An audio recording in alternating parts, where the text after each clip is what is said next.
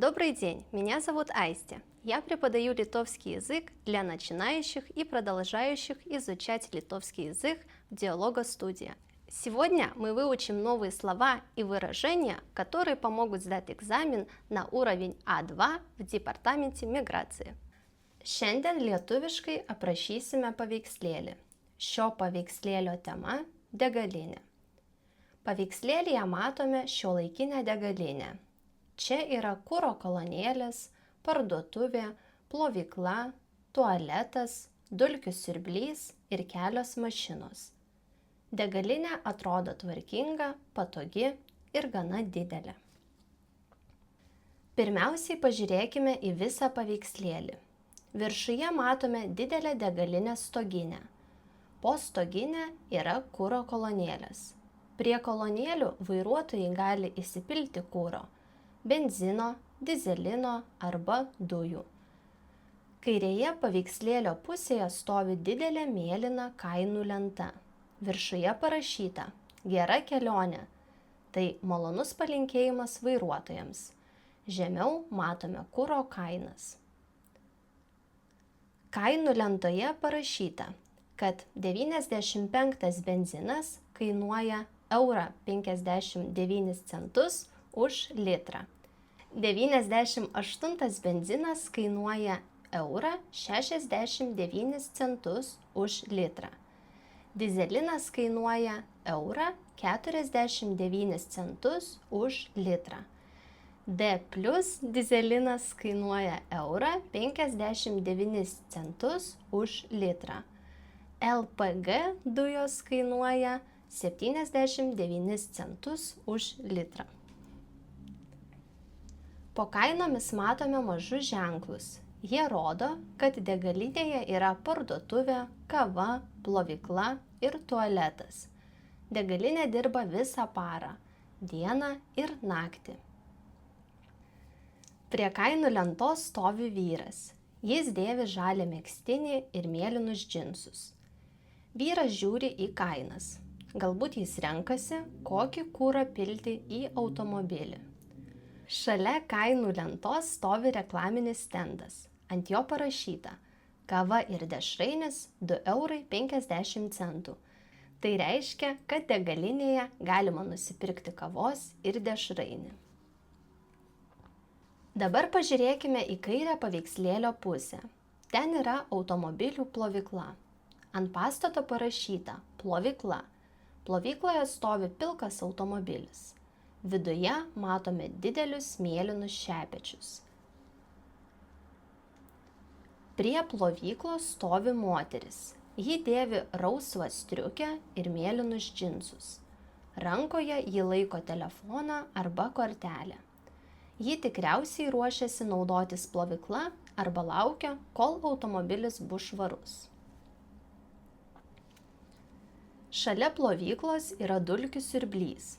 Ant mėlyno ženklo parašyta "Dulkių siurblys". Čia galima išsiurbliuoti automobilio saloną. Tai patogu, kai norime, kad automobilis būtų švarus ne tik iš išorės, bet ir viduje. Dabar pažiūrėkime į paveikslėlio vidurį. Ten yra degalinės parduotuvė. Virš durų didelėmis raidėmis parašyta "Parduotuvė". Parduotuvėje galima sumokėti už kurą, nusipirkti kavą, vandenį, sumuštinį, dešrainį arba kitų užkandžių. Ant parduotuvės langų matome reklaminius plakatus.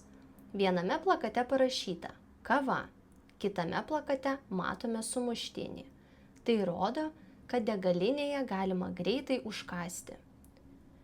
Iš parduotuvės išeina moteris. Ji dėvi šviesų paltą, mėlynus džinsus ir baltus sportinius batelius. Vienoje rankoje ji laiko kavą, o kitoje rankoje maistą.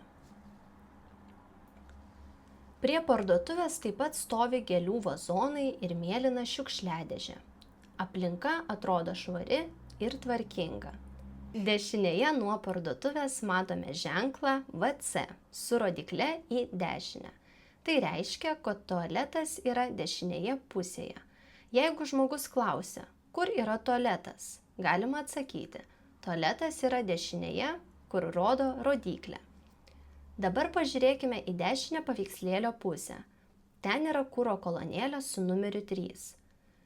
Ant kolonėlės matome kuro rūšis 95, 98, D ir D+. Tai reiškia, kad prie šios kolonėlės galima įsipilti 95 arba 98 benziną, paprastą dizeliną arba D+ dizeliną. Prie kolonėlės stovi mėlynas automobilis. Šalia automobilio stovi vyras. Jis dėvi tamsiai mėlyną striukę ir mėlynus džinsus. Rankoje jis laiko kuro pistoletą ir pila kurą į automobilio bakelį. Šis vyras gali pasakyti, noriu įsipilti benzino. Jeigu jam reikia 98 benzino, jis gali pasakyti, norėčiau įsipilti 98 benzino. Taip pat galima sakyti, norėčiau įsipilti benzino už 30 eurų arba norėčiau pilno bako. Toliau dešinėje matome kitą automobilį prie kuro kolonėlės. Šalia yra ženklas su raide P ir rodyklė. Tai reiškia, kad ten yra automobilių stovėjimo aikštelė. Dabar pakalbėkime apie mokėjimą. Degalinėje už kurą galima sumokėti kasoje. Kartais galima sumokėti ir prie kuro kolonėlės kortele, jeigu ten yra mokėjimo terminalas. Šioje iliustracijoje matome parduotuvę, todėl galime sakyti, sumokėti galima parduotuvėje. Įsivaizduokime trumpą pokalbį degalinėje. Laba diena, noriu įsipilti benzino. Gerai, kokio benzino norėtumėte? Norėčiau įsipilti 98 benzino. Prašau, 98 benzinas yra prie kolonėlės. Kur galima sumokėti? Sumokėti galima parduotuvėje, kasoje. Ar galima sumokėti kortele? Taip, galima sumokėti kortele. Ar galima sumokėti grynaisiais? Taip, galima sumokėti grynaisiais. Ar čia galima nusipirkti kavos? Taip, parduotuvėje galima nusipirkti kavos. Ši degalinė yra labai patogi, nes čia galima ne tik įsipilti kuro. Čia galima sumokėti už kurą, nusipirkti kavos, nueiti į tualetą, išplauti automobilį ir išsiurbti automobilio saloną. Pabaigoje dar kartą pažiūrėkime į visą paveikslėlį. Kairėje yra kainų lenta, vyras, reklaminis stendas ir plovykla. Viduryje yra parduotuvė. Moteris su kava ir ženklas į tualetą.